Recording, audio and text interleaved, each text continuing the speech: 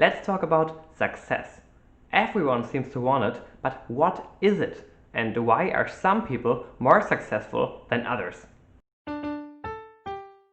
You might say, this is easy enough. Success occurs when a goal is reached, meaning that you're successful if you accomplish what you want to accomplish. But is there some sense of success beyond what you think personally? Maybe a societal definition of success? Let's find out. When is someone successful? You could say that it's about reaching your goals, as I said earlier. But take these two people. Let's say you know nothing about their goals. You could probably still pick a more successful one. But you don't know if Jim maybe reached his lifelong dream of working in accounting and collecting coins in his free time, while Bill Gates is very unsuccessful in his dream of working in accounting.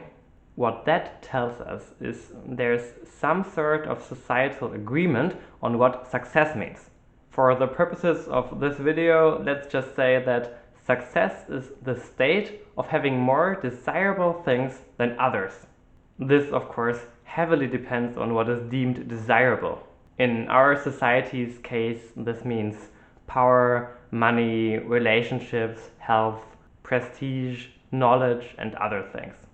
So now we can get a sense of what being successful means to most people. But the question everyone keeps asking remains: what separates successful people from less successful ones? What goes into success? We can try to find out by doing a few thought experiments. Like with a real study, we can imagine two equal scenarios and then tweak an aspect of one to find out what happens. Or in our case, imagine what we think would happen. Let's review the notion that most people have of what goes into success, and that is very popular in the productivity corner of YouTube. Hard work and talent combined with the right approach and mindset lead to success. The idea is that these are more or less proportional, meaning that working harder and being smarter leads to you being more successful. But also the other way around, that someone successful must know what they're doing and put a lot of effort into their endeavor. So let's perform our experiment and find out if there's some truth to that. I actually can't see with glasses and contacts. First, effort. Imagine the same person in two scenarios. In one, he puts a lot of work into whatever he's doing for about a year, and in the other he, watches Netflix or something. Without a doubt, the person with more effort will get at least a little bit of better results. So effort, check. Let's try the same thing with talent. I think it's pretty clear that someone who actually knows about rocket science is gonna be a more successful rocket scientist than someone who absolutely has no clue. So talent, check. A lot of YouTubers talk about the right approach, be it thinking strategically, having a growth mindset, or just being friendly to people. So imagine someone working on a personal project while being nice to everyone. And now imagine the same person just laughing at everyone all the time. Of course, the nice person gets to be more successful. The same can, however, be also said about disregarding others and being egoistical. But either way, approach influences success. Check. With everything else equal, more effort and talent, as well as a better approach, leads to more success. But everything isn't equal. There is more to success. To find out what lies beneath, let's do another experiment. Imagine the same person once being born with a small loan of $1 million and once being born poor. Which version do you think would be more successful? To account for this fundamental asymmetry, let's introduce status into the equation. With status, I mean your money, power, connections, and prestige. Some of this you can get at birth, and some you will get as the result of success.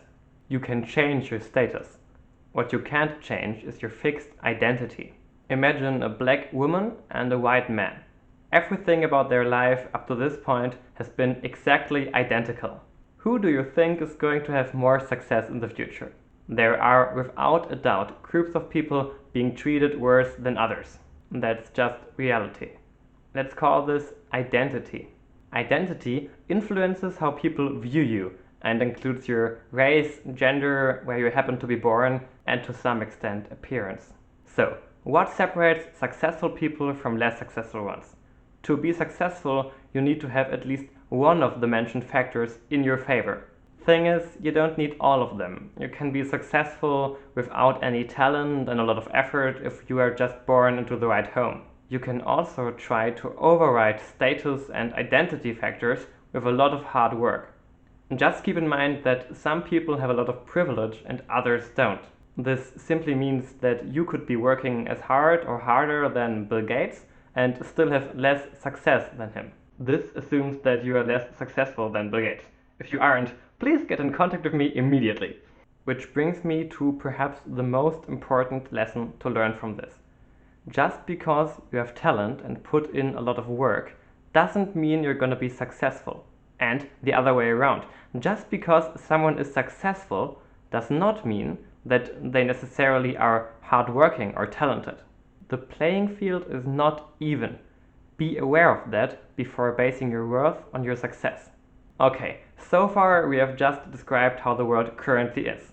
But how do you think it should be? Which of these factors should lead to success in a perfect world? This is a question to answer individually, of course, but I'll give you this to think.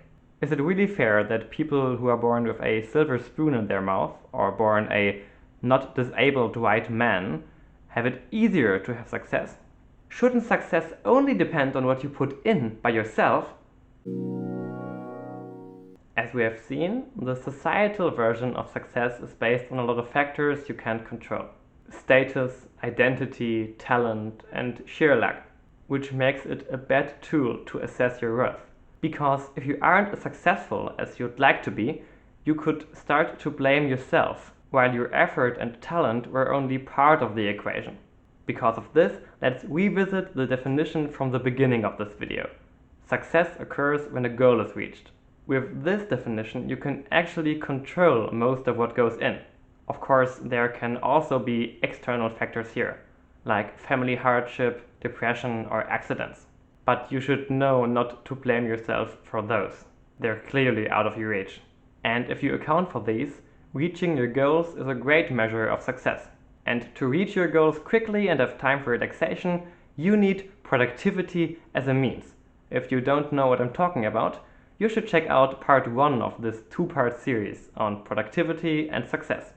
Thank you so much for watching. If you enjoy video essays like this, consider subscribing. And now I will annoyingly play with this bottle cap until the video ends.